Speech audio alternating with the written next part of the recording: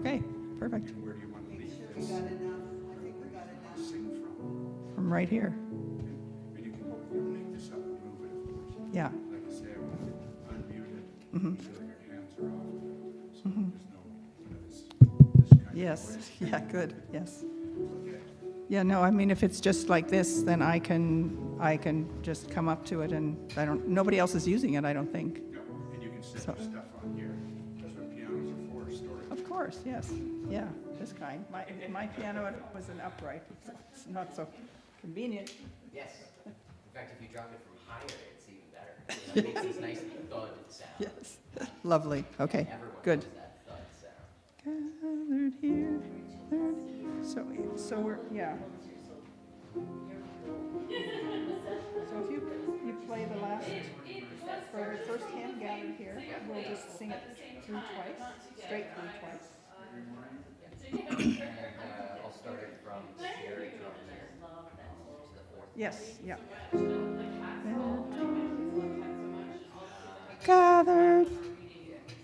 Gathered here in the mystery of the hour. Okay, yeah. That's the tempo for that one. As you go, if you don't have that one. No, I'm not doing that. Find a stillness. Good, the last 4 bars. Find a stillness, hold a stillness, let the stillness carry me. Okay. And then where do we come from? 1,000. Oh, yeah, that's in the other book.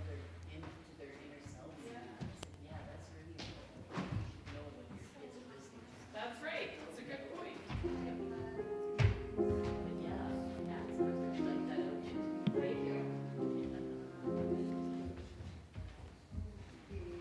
I don't know, I don't like this one. Did you? Oh, it's on. Oh, how's this for my mech check?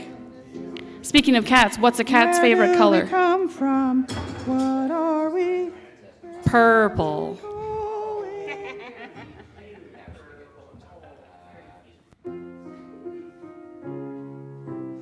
Where do we come from? What are we?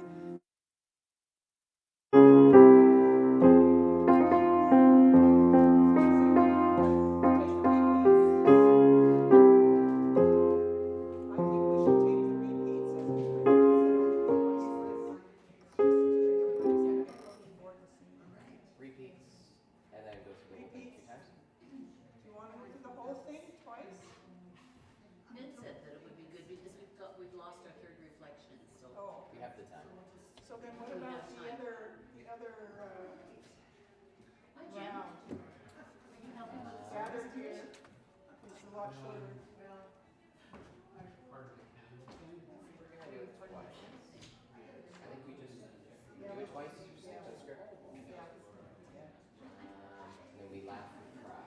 And then we 4 bars for intro.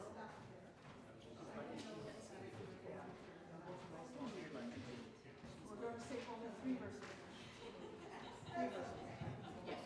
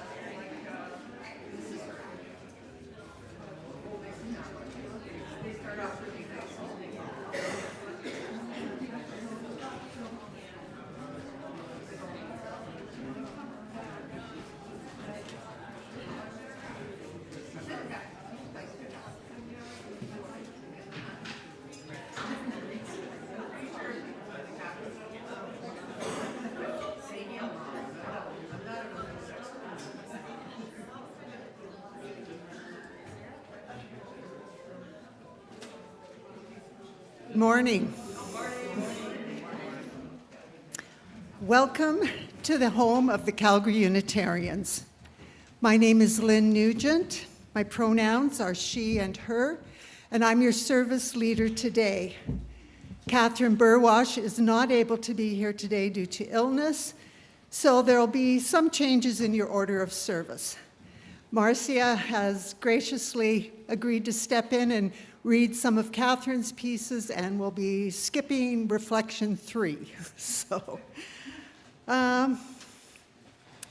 Brandis and Marcia are participating in the service as well.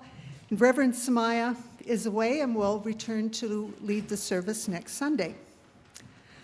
I'm a lay chaplain with the Calgary Unitarians, and that means that I'm authorized by the Canadian Unitarian Council and by this congregation to officiate ceremonies, and Mariana Louise Kovar is also your other lay chaplain at the moment. As Unitarian Universalists, we honor the importance of community and our interconnections with the wider world. May your participation in our community foster your journey to religious truth, whatever that may mean to you. We gather today on the traditional territories of the Blackfoot Confederacy, the Siksika, Piikani, and Kainai nations, the Tsuut'ina Nation, the, pardon me, I'm going to have a sip of water here.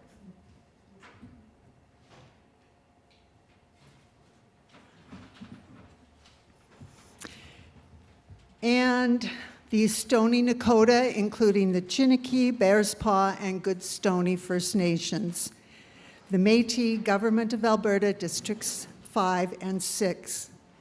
This has been a land of gathering, story, and ceremony for thousands of years. Indigenous language, story, and ceremony are all deeply connected to and inseparable from the land. They've persevered despite the many attempts to strip them away over centuries of settler occupation. Ojibwe Richard Wagamese, in his last book, One Drum, published after his death, shared this about ceremony. As Indigenous people, every time we smudge with sacred medicines, when we pray, meditate, enter a sweat lodge, do a sun dance, or attend a pipe ceremony, we allow ourselves the opportunity to bring our energy into the loop. Truthfully, our energy is always in the loop, but ceremony was created to allow our minds to remember that spiritual fact. Ceremony was created for our spirits, for our hearts.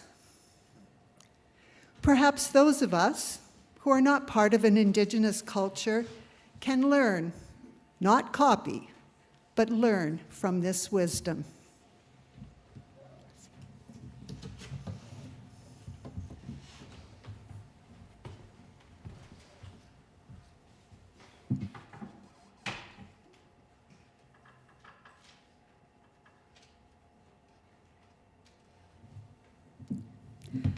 Spark of the Spirit, cupped in earth's embrace, light of love, alive in all creation. As we kindle this flame, we remember and we rekindle our connection to the sacred web of life.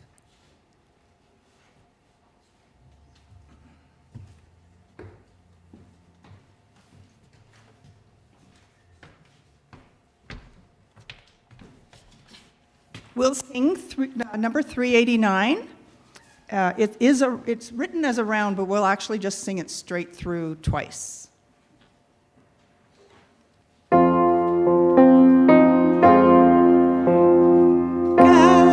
here in the mystery of the hour, gathered here in one strong body, gathered here in the struggle and the power.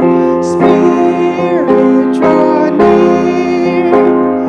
Gathered here in the mystery of the hour, gathered here in one strong body, gathered here in the struggle and the power.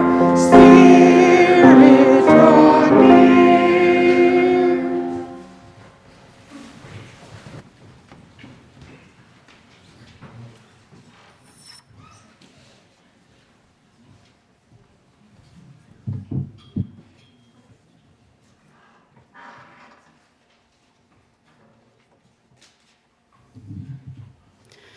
Good morning. It's so bright in here today.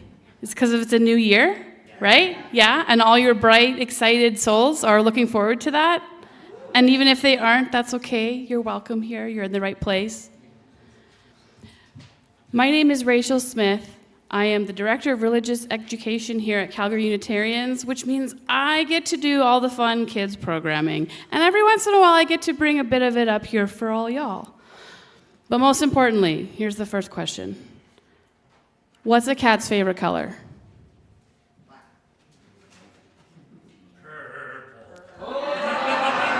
Purple. Someone's been reading my mind here a little bit. I don't know.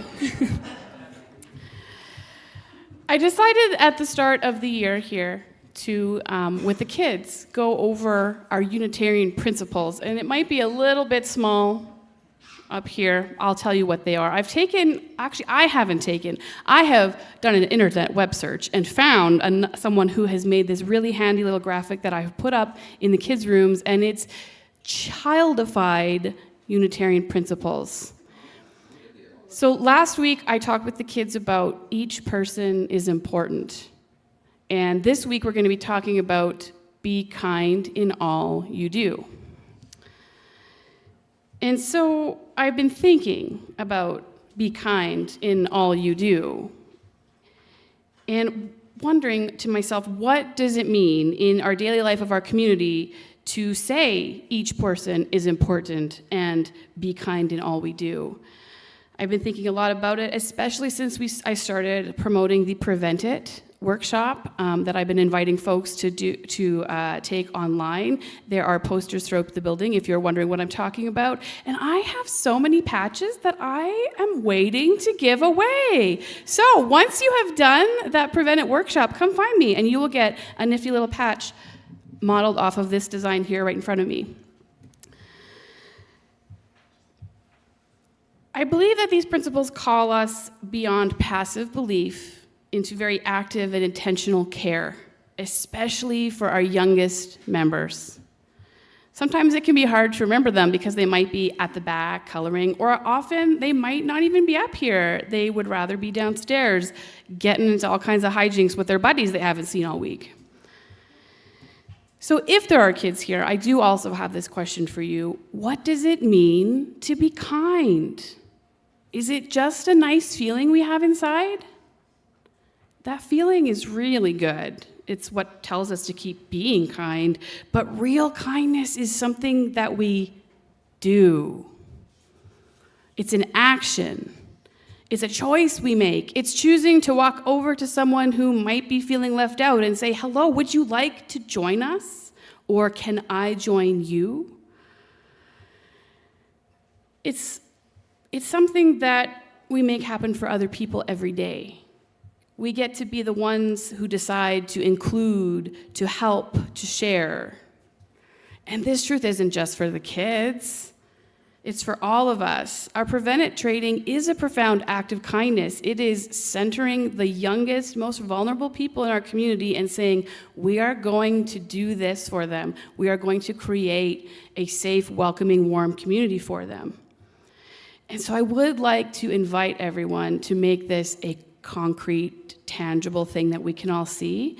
I have slipped little pieces of paper into your order of service, and I remembered to start handing the pencils out once quite a few of you had walked past me. So if you do not have a writing utensil, just put your hand up, and our ushers will bring you one.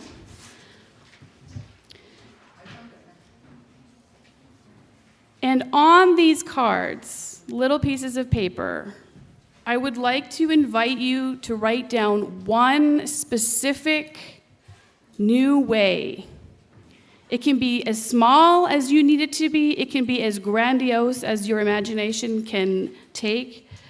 But what I'm asking you to do is, if I can get the next slide, I'll have some examples.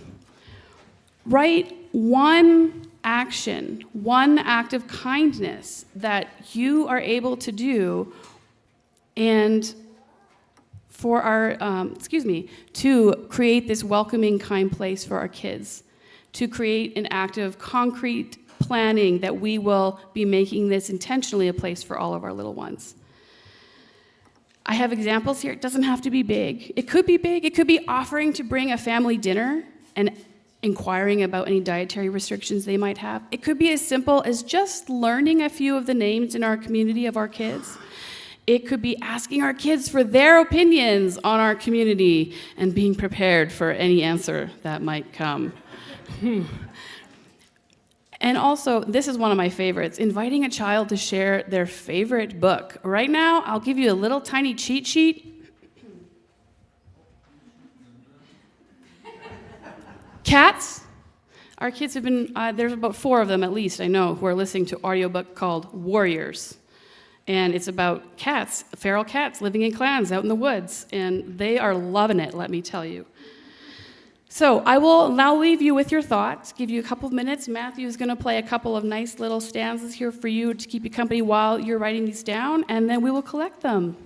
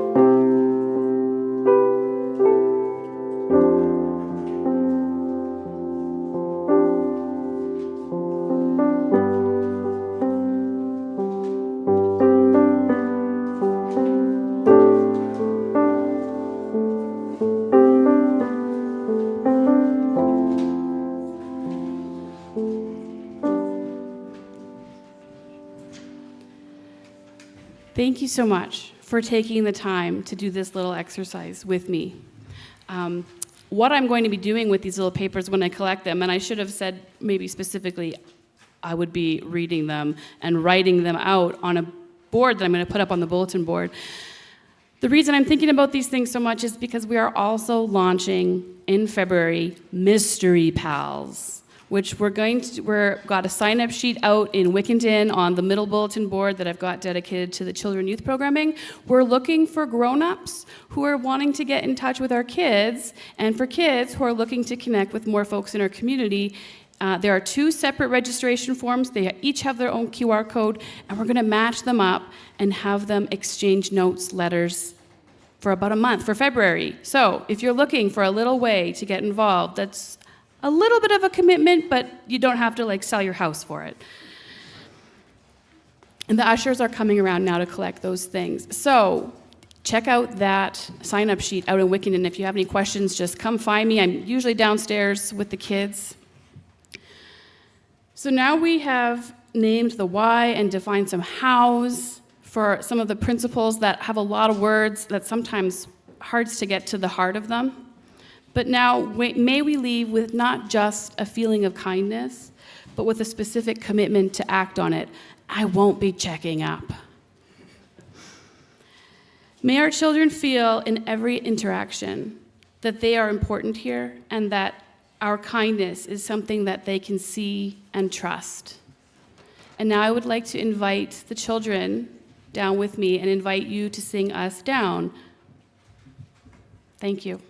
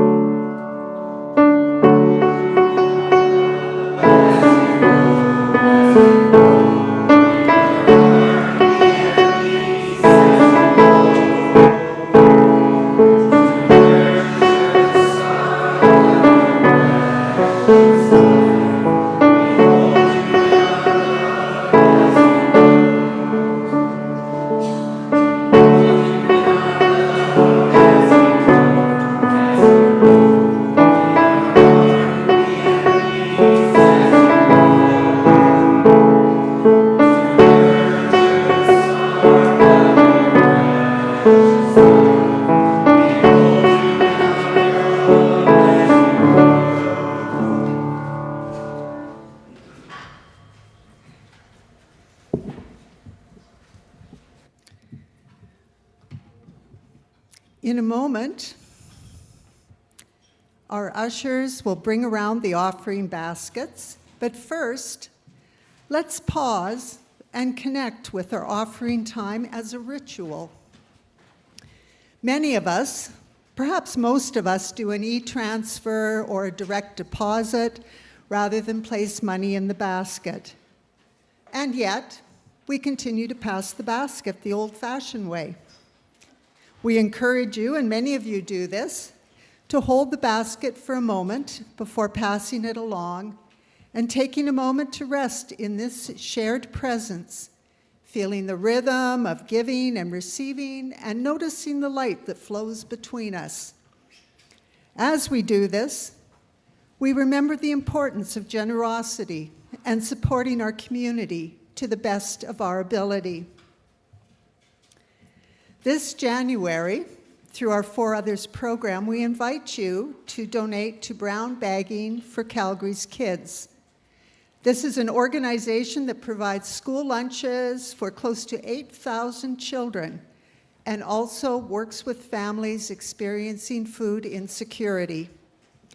Each contribution is a quiet act of support and reminder that even small gestures can illuminate the lives of others. First-time visitors, please let the basket pass you by. Your presence is gift enough. After the basket has passed, anyone who wishes to honor a joy or sorrow you carry in your heart may do so by participating in another of our Sunday morning rituals.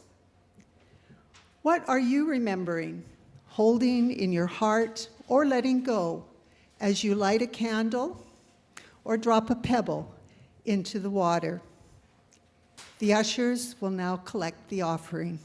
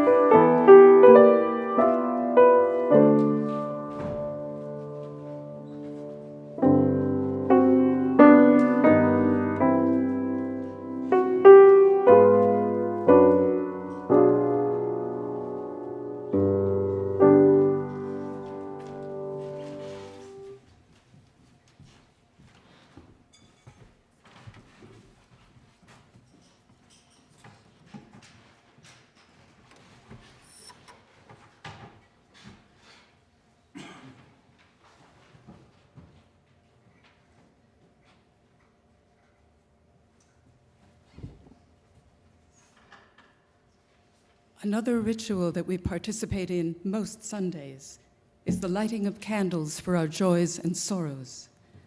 This helps us remember that as a beloved community, we are part of an interdependent web of existence. What touches the life of one of us affects us all.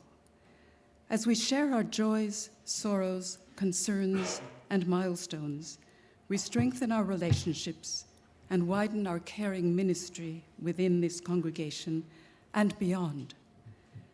This morning, we light a candle of joy in recognition that into every life, there are those moments of joy that lift us up, even if they're very small.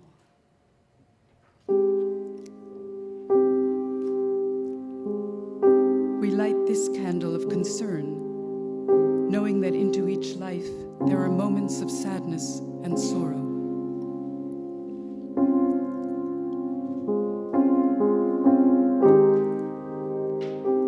We light the global candle to remind us of those near and far.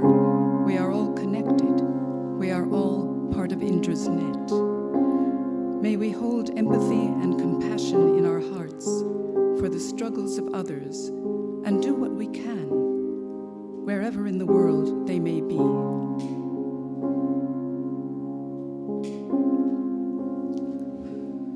May all that has been shared here strengthen and renew the bonds of this beloved community.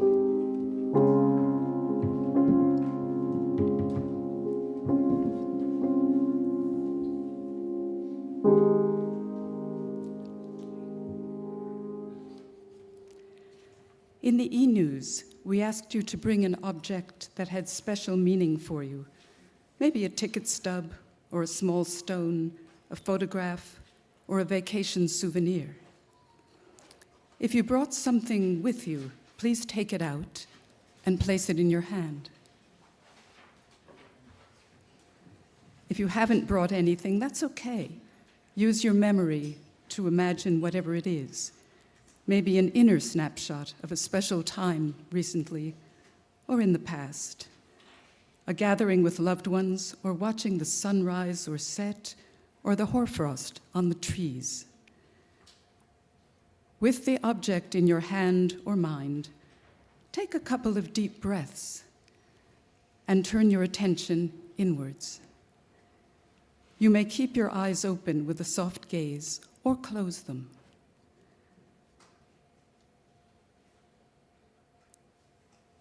Now, focus your attention on your special object.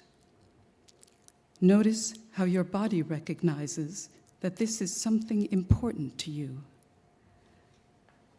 Perhaps you feel warmth, or your body softening in the chair, your muscles relaxing, or some pleasant energy moving through you.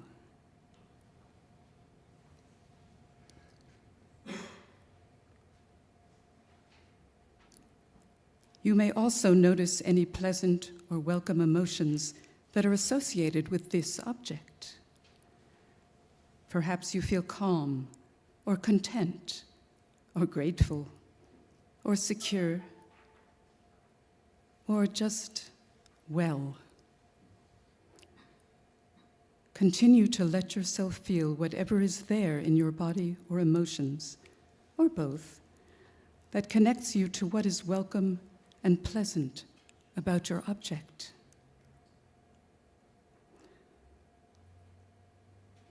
We will sit in silence for 2 minutes, and then Matthew will bring us out of the silence with hymn 352 in the gray hymnal. Find a stillness.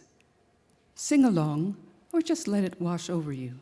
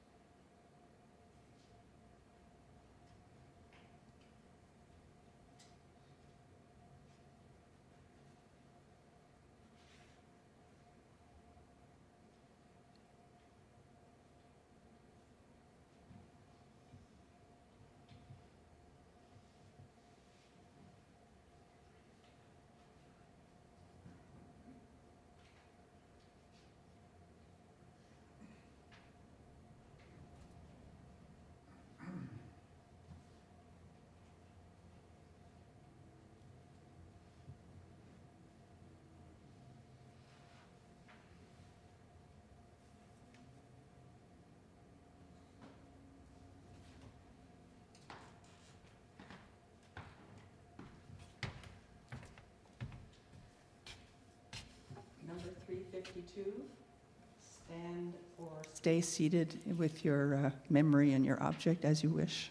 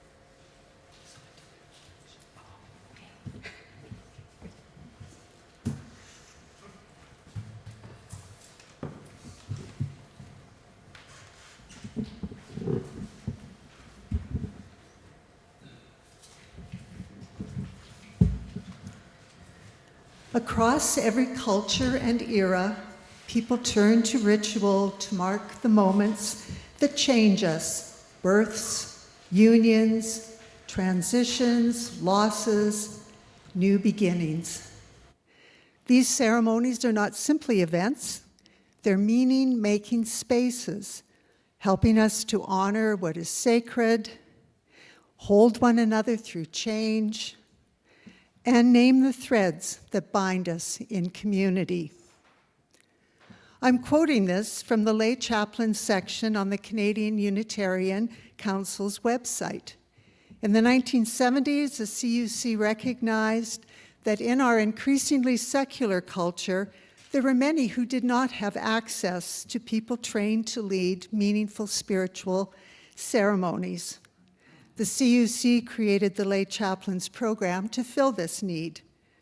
The scope of practice for Canadian Unitarian lay chaplains is to create rituals and to officiate ceremonies. The North American overculture, and I've borrowed this term from Clarissa Pinkola Estes, the North American overculture has all but forgotten the individual healing power and the connection to community and the natural world that is fostered by the regular enactment of ceremony, ritual, and rites of passage. This morning, I'm not going to spend time unpacking the different ways the terms ceremony, ritual, rites of passage are used. These terms I've found are sometimes used interchangeably, and sometimes authorities on the subject put forward very specific definitions to differentiate them. What I want to highlight is the impact of these acts and actions. Indigenous scientist and author Robin Wall Kimmerer, in her book Braiding Sweetgrass, tells us, our elders say ceremonies are the way we remember to remember. Richard Wagamis wrote in his book Embers, remember to remember. That is what old man said to me one time. He was speaking of ceremony, the act of bringing myself closer to Creator, returning myself to innocence, my original power. Remember to remember. Ceremony and ritual helps us to remember that, in the words of Richard Wagamese, our energy is part of the loop of all that is.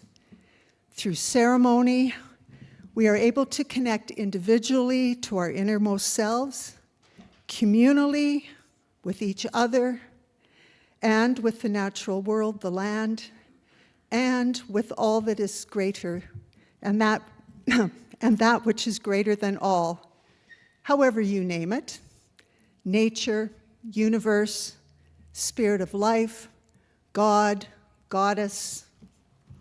There are many names. Ritual and ceremony slow down time and create a space where our bodies, hearts, and spirits are able to catch up. For example, when somebody dies, it takes the heart and the soul longer than the mind to accept a new reality. A meaningful celebration of life can help grievers with this process. Rites of passage carry us across the thresholds of our lives, from youth to adulthood, from being single to union with another, from relationship to separation, whether that be relationship breakdown, divorce, or death. Ritual and ceremony can involve silence, music, singing, dancing, chanting, poetry. It can be sorrowful, joyful, reflective, soulful, and often all of these at once. A mentor of mine, death doula and end-of-life ritual specialist Sarah Kerr, would tell a story of author Ursula Le Guin's house seeming bigger on the inside than it was on the outside. Rituals and ceremonies are like that. The power of participating in a ritual belies the simplicity of the ritual itself. I'll give you a few examples of how a ritual can be small on the outside, but the impact is big on the inside. The simple act of lighting a candle at the beginning of a celebration of life and blowing it out at the end has a powerful impact on those present. An experience that I found personally challenging is the finality of internment, whether it's the placing of the ashes or the body of someone I love into a grave or into a columbarium. Here's an example of a very simple ritual I used to help myself and my family members when placing my parents' urns in their columbarium niche. I asked each of my family members to hold out one hand and look at their palm while I spoke the following words. Buddhist monk Thich Nhat Hanh tells us if you look deeply into the palm of your hand, you will see your parents and all the generations of your ancestors. All of them are alive in this moment. Each is present in your body. You are the continuation of each of these people.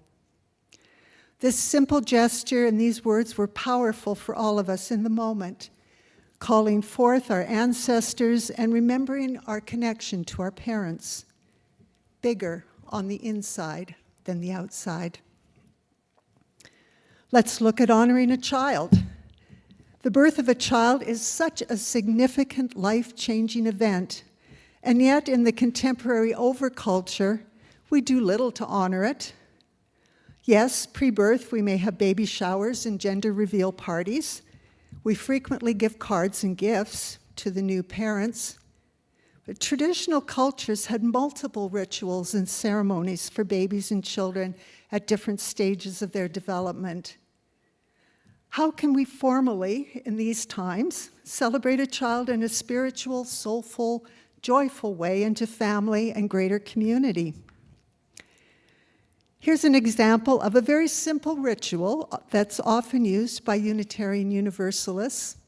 And it's been a while since we've had one of these in our congregation, but they're beautiful.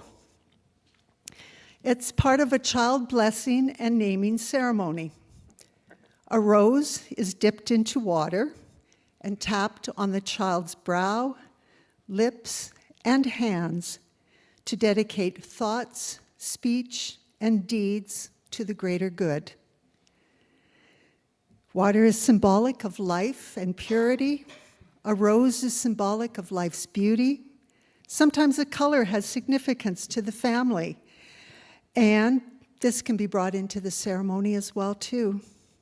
Again, a very simple ritual with layers of meaning, bigger on the inside than the outside. Z. Budapest, who's a pagan Wiccan ritualist, tells us that the old mind does not speak English. It does not care about television. It does understand candlelight and color. It understands nature. When we do ritual and ceremony, we honor the soul, the spirit, and the inner self. We take a breath, slow down, and we remember.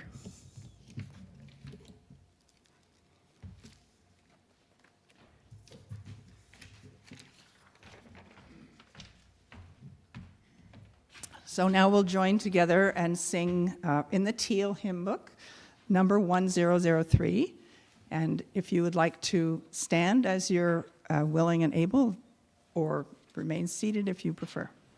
We're going to sing the whole thing, not as a round, as like it's written, but just straight through twice.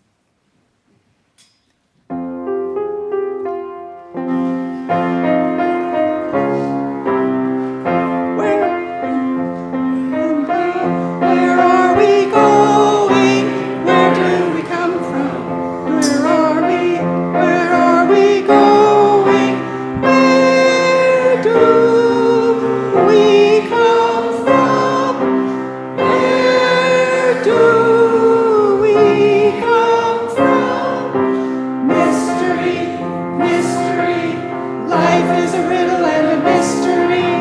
Mystery, mystery, life is a riddle and a mystery.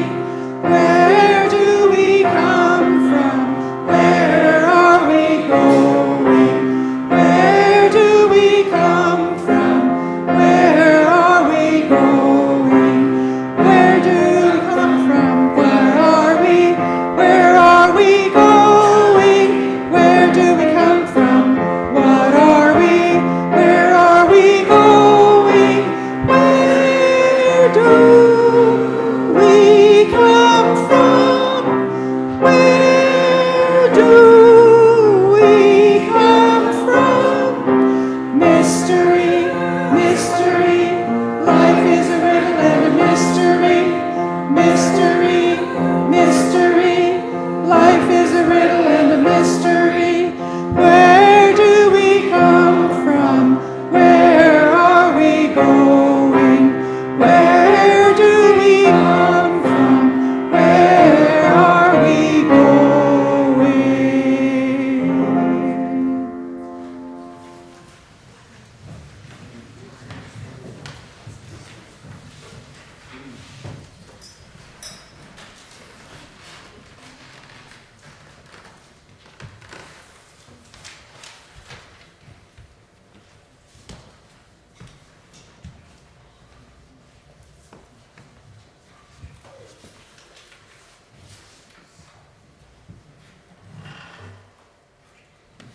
Good morning. My name is Brandis Purcell, and I'm going to talk to you a little bit today about the ritual of croning and saging. Croning and saging are a recognition by the community, and especially by those taking the ritual, of the responsibility of elderhood. Throughout history, elders have had a special place in society. And for a little while there, I think they were kind of falling through the cracks a little bit, like during the Industrial Revolution. And so some of them during that time elders were kind of looked at as worn out workers. And so, but that's sort of taken a little bit of a turn, I'm happy to say. And no longer are we looked on as worn out workers, but precious and productive members of society, members who hold our culture in their memory. We recognize that elders are the primary source of individuals who have come through the hardships and joys of life, have learned life's lessons, and are now in a unique position to hand on their wisdom to the next generation. They can be mentors, mediators, monitors, motivators, and mobilizers. They can be sages and crones. And I'd just like to digress a little bit and say a little something about that word, crones, and the word hag, which is also used to describe an older person, an older woman. I'm very proud to be a crone, actually, and yes, and I'd like to tell you that the word hag comes from the Greek word hagia, which means holy. So I'm very proud to be a hag, too.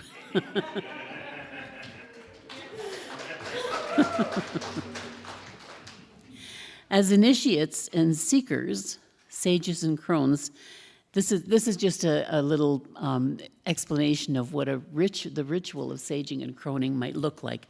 As initiates and seekers, sages and crones enter the stage of life in which they consolidate their wisdom. It's a time of introspection as you grow older, and spirituality sort of rises a little bit to the surface too.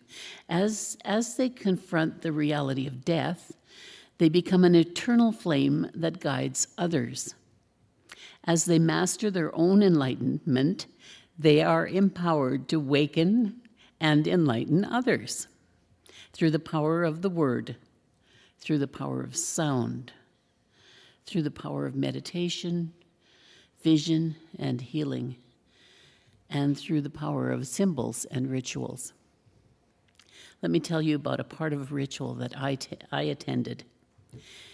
We began by welcoming those who came to be recognized as a sage or crone, and then declared the stages of life: the boy, the youth, the maiden, full of the wonder of growing and experiencing, for the first time maybe, some aspects of human life. The man, the grown, the mother, settled and sometimes struggling into human life and its responsibilities. And the sage, the elder, the crone, guiding and nurturing children and grandchildren, and the men, the grown, and the mothers, through understanding and wisdom. We then moved on to honor those who stood with me to welcome into the circle of elders, those wise ones who come to be recognized and wanted to be recognized as crone or sage. In doing so, we were reminded of the honor and responsibility that we have made to ourselves and to this community.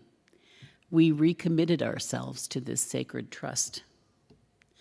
At the end of the ritual, we were presented with a token of our passage into elderhood, a small stone, and I'm wearing mine around my neck, sometimes known as the crone stone.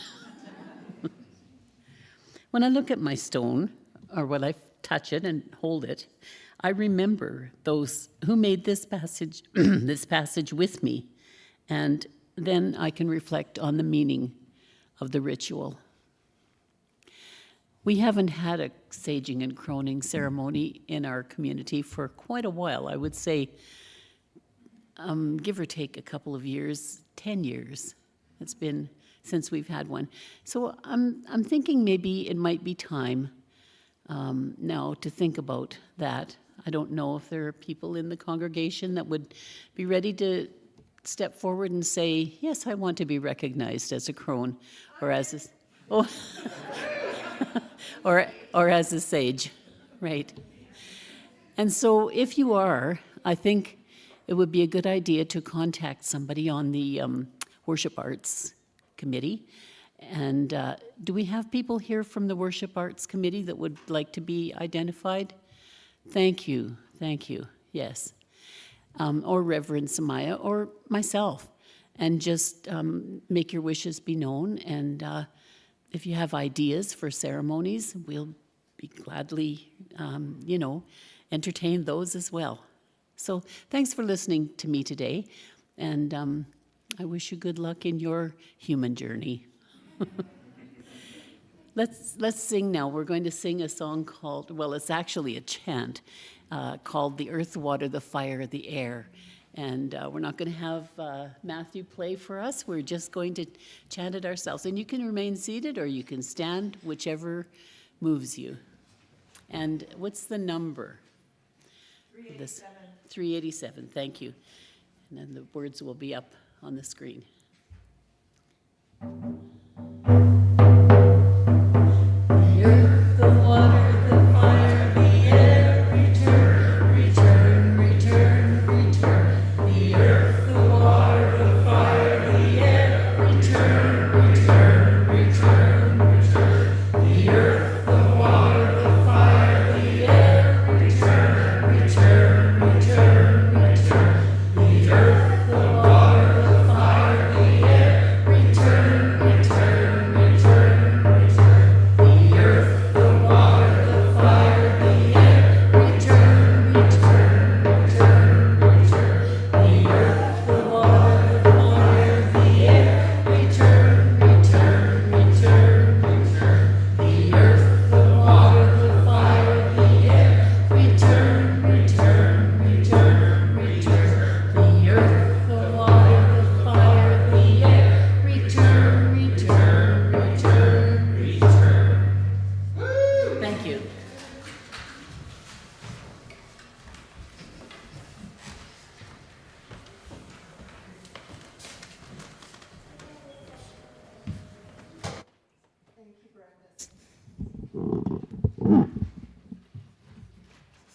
Thank you, Brandis.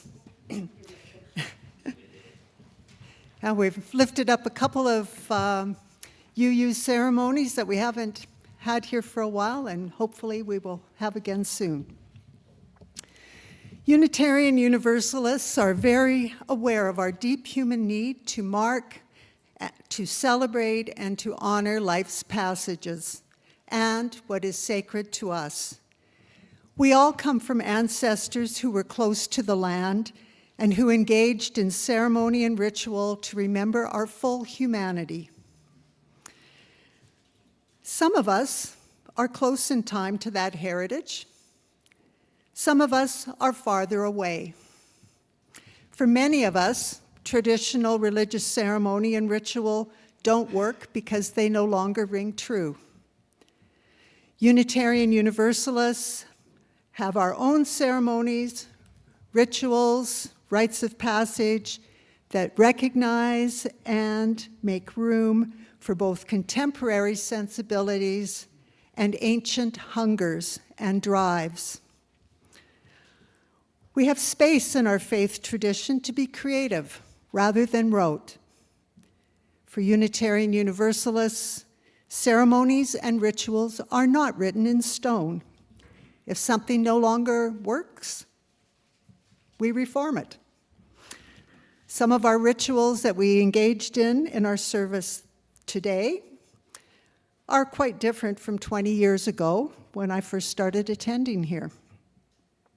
So let's recognize and honor what we do in our own tradition. When I started tallying up our ceremonies and rituals, I found an abundance of riches in addition to the ones that we highlighted today in our service. Here's just a few examples. I'm sure I've missed some.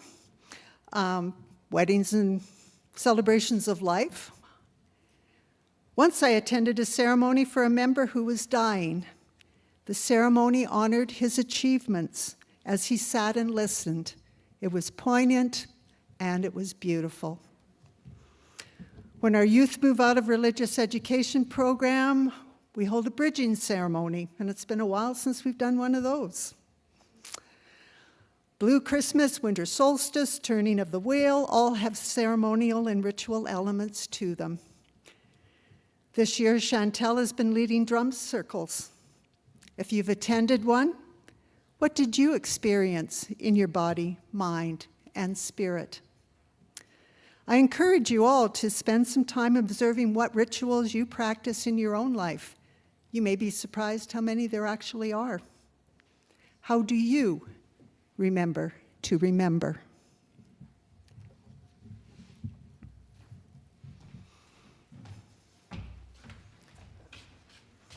We will sing together number 354. We'll sing the first 3 verses. We'll stop after the 3rd verse.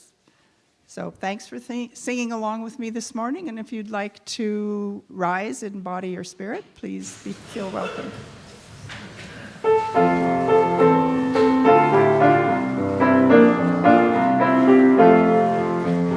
laugh, we cry, we live, we die, we dance, we sing our song. We need to feel there's something here to which we can belong. We need to feel the freedom just to have some time alone. But most of all, we need close friends we can call our very own. And we believe in life and in the strength of love. And we have found a need to be together. We have our hearts to give, we have our thoughts to receive, and we believe that sharing is an answer. A child is born among us, and we feel a special glow. We see times endless journey as we watch the baby grow. We feel the clear imagination freely running wild. We dedicate our minds and hearts to the spirit of this child. We believe in life and in the strength of love, and we have found a time to be together. And with the grace of age, we share the wonder of youth, and we believe that growing is an answer. Our lives are full of wonder, and our time is very brief. The death of one among us fills us with pain and grief. But as we live, so shall we die, and when our lives are done, the memories we share with friends, they will linger on and on. And we believe in life and in the strength of love, and we have found a place to be together. We have the right to grow. We have the gift to believe that peace we're living is an answer.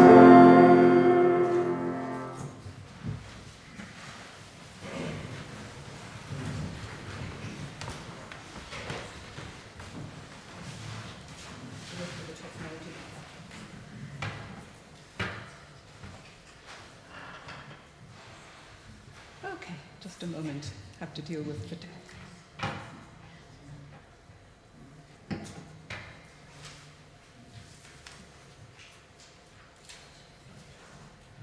Each week, as we gather, we light a common chalice. This action grounds us in who we are as Unitarian Universalists. We sing and celebrate, we listen, we reflect. Then we each gather strength from the flame and go out from here taking the light with us. As Lynn extinguishes the chalice, engage in the ritual action of taking a spark of its light into your heart. Remember who you are, your connection to the intricate web of creation, and take this with you into the world.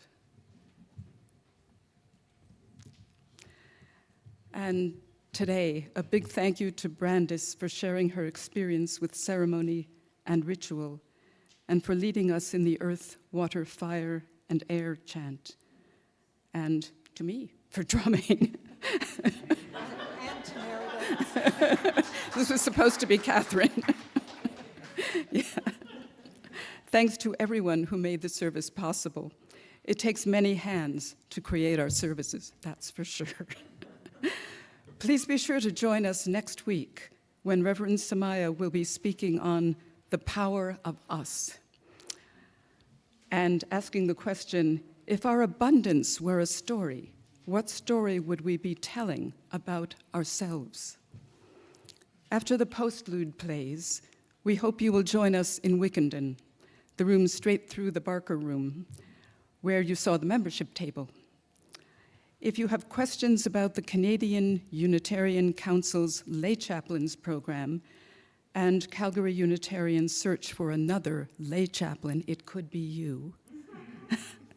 Mariana Louise and Lynn will be at a table for conversation. Oh, Mariana Louise isn't here. Yeah, okay. It's kind of a rough Sunday. Lynn will be at a table, will you, for conversation and to answer questions during coffee. Thank you to those who have joined our service online. You are invited to connect and visit with others online by following the link provided by the AV operators on the slide. And thank you to the AV operators. So now let's take a moment and wave to those who have joined us online. Hey, Zoom, or whatever replaces Zoom. Okay. Postlude, thank you.